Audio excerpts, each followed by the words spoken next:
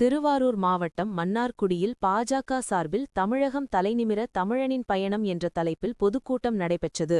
இதில் பாஜக மாநில தலைவர் நயினார் நாகேந்திரன், பாஜக மாநில துணைத் தலைவர் குஷ்பு சுந்தர், மாநில பொதுச் செயலாளர் அதிமுக முன்னாள் அமைச்சர் ஆர். காமராஜ் கலந்து கொண்டு சிறப்புரை ஆற்றினார். அப்போது பேசிய பாஜக மாநில துணைத் தலைவர் குஷ்பு பேசியதாவது: திமுக கட்சி ரீதியாக தேர்தலில் தோற்றுவிடுவோம் என பயந்து கொண்டிருக்கிறீர்கள் சார் என்பதன் முழு அர்த்தம் துணை முதல்வர் உதயநிதி ஸ்டாலினுக்கு தெரியாமல் உளறிக் கொண்டிருக்கிறார். எஸ்ஐஆர் வந்தால் திமுக வாங்குகின்ற பொய்யான வாக்குகளுக்கு முற்றுப்புள்ளி வைக்க முடியும். தமிழகத்தில் 94 லட்சம் பேரை நாங்கள் நீக்கியிருக்கிறோம். அந்த பாதிப்பு எங்களுக்கு இருக்காதா? வருகின்ற தேர்தலில் அண்ணன் எடப்பாடியாரை முதலமைச்சராக உட்கார வைத்துவிட்டு மீண்டும் இதுபோல் வெற்றிவிழா கூட்டம் கொண்டாடுவோம் என்றார். அதனைத் தொடர்ந்து பேசிய அதிமுக முன்னாள் அமைச்சர் ஆர். காமராஜன், திமுக கட்சி ஆட்சியில் இருக்கிறார்கள், ஆட்சியில் இருப்பதற்கு தகுதியற்றவர்கள் என்பதை சொல்வதற்கு காரணம் பொய்யைச் சொல்லி ஆட்சிக்கு வந்திருக்கிறார்கள். பாரத பிரதமர் 100 நாள் வேலையை 125 நாட்களாக உயர்த்துவோம் என சொல்லியிருக்கிறார்கள். திமுகவோ தமிழகம் முழுவதும் 100 நாள் வேலை கிடையாது என பொய்யைச் சொல்லிக் கொண்டிருக்கிறார்கள் என்றார். அதனைத் தொடர்ந்து பேசிய பாஜக மாநில தலைவர் நயினார் நாகேந்திரன், 1924 ஏற்பட்ட காவிரி பிரச்சினை இந்த மண்ணில் பிறந்த முன்னாள் முதலமைச்சர் கலைஞர் 1924ஆம் ஆண்டு பிறந்தார். அப்பொழுது ஏற்பட்ட பிரச்சினை 50 ஆண்டுகளாகியும் 1974 அன்று போடப்பட்ட காவிரி ஒப்பந்தத்தை அவர் புதுப்பிக்கவில்லை. ஆனால் அவர் முதலமைச்சராக வந்த பிறகும் கூட காவிரியில் கபினி, ஹேமாவதி, சாரங்கி போன்ற அணைகளை கட்டும்போது கூட பார்த்து கொண்டிருந்தார். இன்று வரையிலும் பிரச்சினை தீரவில்லை. ஆனால் இன்றைக்கு முதலமைச்சராக இருக்கக்கூடிய மு.க. ஸ்டாலின் அவர்கள்தான் டெல்டாக்காரன் என்று சொல்லிக் கொண்டிருக்கிறார். இன்று வரை காவிரி பிரச்சனை இல்லை.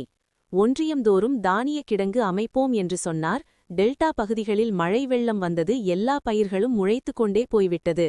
இந்த காவிரிக்கு தொடர்ந்து திராவிட முன்னேற்றக் கழகம் கலைஞர் முதல் இன்று முதலமைச்சராக இருக்கும் ஸ்டாலின் வரையிலும் அன்றிலிருந்து இன்று வரை துரோகம் செய்து கொண்டிருக்கிறார்கள். 4 ஆண்டுகள் இருக்கும்போது இந்த பகுதியை எடப்பாடி பழனிசாமி வேளாண் மண்டலமாக அறிவித்தார். ஆனால் மு.க. ஸ்டாலின் துணை முதலமைச்சராக இருக்கும்போது ஸ்டாலின் அவர்கள் இந்த பகுதியை மீத்தேன் திட்டத்திற்கு ஒப்பந்தம் போட்டு கையெழுத்திட்டார். அவர் இன்றைக்கு முதலமைச்சராக இருக்கிறார். 525 தேர்தல் வாக்குறுதிகளைச் சொன்னார்கள். எத்தனை நிறைவேற்றியிருக்கிறார்கள்? அரசு ஊழியர்களுக்கு பழைய ஓய்வூதிய திட்டம் தருவதாகச் சொன்னார்கள். 5 ஆண்டுகள் முடியும் பொழுது ஜூன் மாதம் தருவோம் என்று சொல்லியிருக்கிறார்.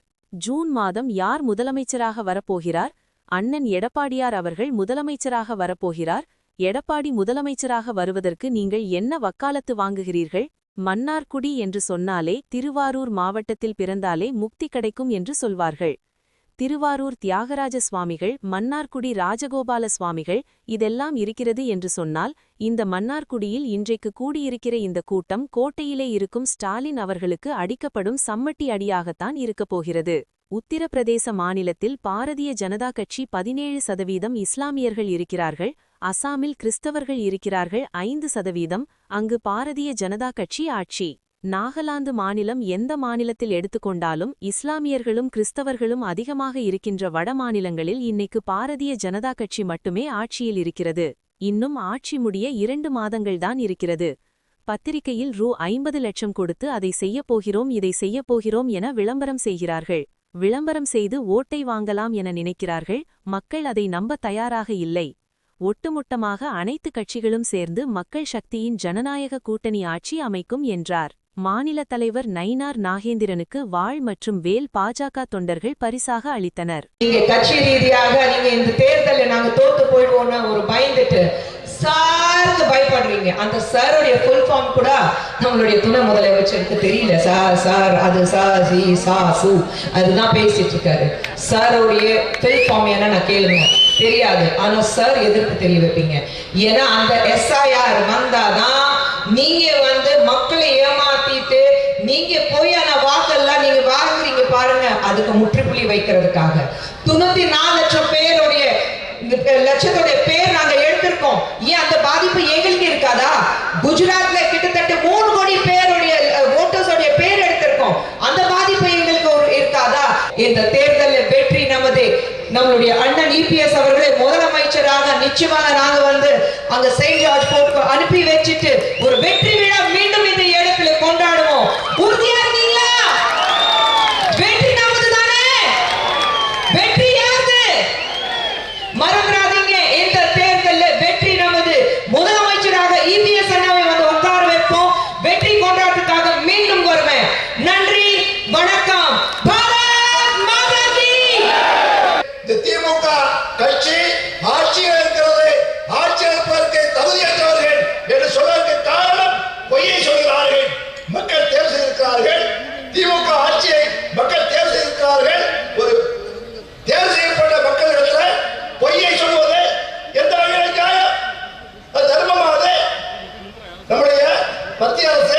மோடிஜி அவருடைய உத்தரவோடு 100 நாள் வேலையை 125 நாட்களாக உயர்த்துவோம் என்று உத்தரவிட்டிருக்கிறது. ஊருமா போய் சொல்றார், ஆர்ப்பாட்டம் நடத்துகிறார்கள். இதற்கு 100 நாள் வேலை இல்லை. எவ்வளவு பெரிய பொய்! வணக்கத்தை தெரிவித்துக் கொண்டு இந்த பகுதியினுடைய அதிமுக நகர செயலாளர் குமார் மற்றும் ஆசீர்வாதம், திருநெல்வேலி, தாமிரபரணி யாராக இருந்தாலும் இன்றைக்கு காவிரி தான் இன்றைக்கு டெல்டா மாவட்டத்தினுடைய எல்லா மக்களையும் வாழ வைக்கின்ற மண் இந்த மண். அண்ணன் ராதாகிருஷ்ணன் அவர்களும் வரும்போது சொல்லிக் கொண்டு வந்தார்கள். அது 1924ஆம் ஆண்டு ஏற்பட்ட காவிரி பிரச்சனை. இந்த மண்ணிலே பிறந்து இந்த மண்ணிலே மடிந்த முன்னாள் முதலமைச்சர் கலைஞர் அவர்கள் 1924ஆம் ஆண்டு பிறந்தார். அப்பொழுது ஏற்பட்ட பிரச்சனை 50 ஆண்டுகளாகியும் அவர் 1974 அன்றைக்கு போடப்பட்ட காவிரி ஒப்பந்தத்தை அவர் புதுப்பிக்கவில்லை. ஆனால் அவர் முதலமைச்சராக வந்த பிறகு கூட காவிரியை, கபினி, கேமாவதி, சாரங்கி போன்ற அணைகளை கட்டும்போது கூட பார்த்து கொண்டிருந்தார். இன்று வரையிலும் பிரச்சனை தீரவில்லை. ஆனால் இன்றைக்கு முதலமைச்சராக இருக்கக்கூடிய மதிப்புக்குரிய ஸ்டாலின் அவர்கள் தான் டெல்டாக்காரன் என்று சொல்லிக் கொண்டிருக்கிறார். இன்று வரை காவிரி பிரச்சனை இல்லை. ஒன்றியந்தோறும் தானே கடல் அகப்போம் என்று சொன்னார். இன்றைக்கு டெல்டா பகுதிகளிலே மழை வெள்ளம் வந்தது. எல்லா பயிரும் முளைத்துக் கொண்டே போய்விட்டோம். ஆனால் இந்த காவிரிக்கு தொடர்ந்து திராவிட முன்னேற்ற கழகம் கலைஞர் முதல் இன்று முதலமைச்சர் ஸ்டாலின் வரையிலும் அன்றிலிருந்து இன்றைய வரையில் துரோகம் செய்து கொண்டே இருக்கிறார். 4 ஆண்டுகள் இருக்கும்போது இந்த பகுதியை வேளாண் மண்டலமாக அறிவித்தார். ஆனால் துணை முதலமைச்சராக இருக்கும்போது ஸ்டாலின் அவர்கள் இந்த பகுதியை மீத்தேன் திட்டத்திற்கு ஒப்பந்தம் போட்டு கையெழுத்து போட்டவர் இன்றைக்கு முதலமைச்சராக இருக்கிறார். 525 தேர்தல் வாக்குறுதிகளை சொன்னார்கள். எத்தனை நிறைவேற்றிருக்கிறார்கள்? அரசு ஊழியர்களுக்கு ஓல்டு பென்ஷன் தருவோம் என்று சொன்னார்கள்.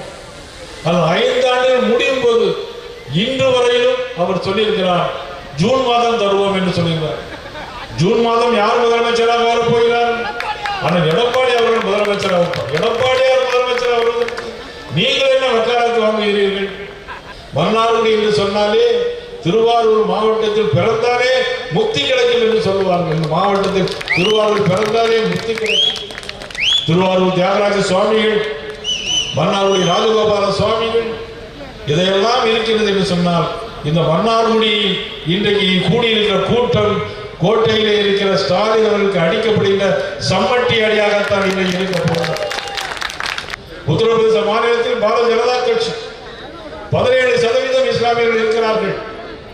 அஸ்ஸாமிலே கிறிஸ்தவர்கள் இருக்கிறார்கள் 5%. ஆனால் இங்கே பாரதிய ஜனதா கட்சி ஆட்சி. நாகாலாந்து மாநிலம், இன்னைக்கு எந்த மாநிலத்தை எடுத்துக்கொண்டாலும் இஸ்லாமியர்களும் கிறிஸ்தவர்களும் அதிகமாக இருக்கிற வட மாநிலங்களில் இன்றைக்கு பாரதிய ஜனதா கட்சி மட்டுமே ஆட்சியில் இருக்கிறது. இன்னும் 2 மாதங்கள் தான் இருக்கிறது. ஜனவரி முடிந்த பிறகு, பிப்ரவரி முடிந்த பிறகு கோட் ஆஃப் கான்டாக்ட் வந்துடும். கோட் ஆஃப் கான்டாக்ட் வந்தால் எந்த விஷயங்களையும் செய்ய முடியாது. ஆனால் இப்பொழுது ஒரு பக்கம் விளம்பரம் கொடுக்கிறார்கள். இந்த விளம்பரத்துக்கு 50 லட்சம் ரூபாய் செலவு.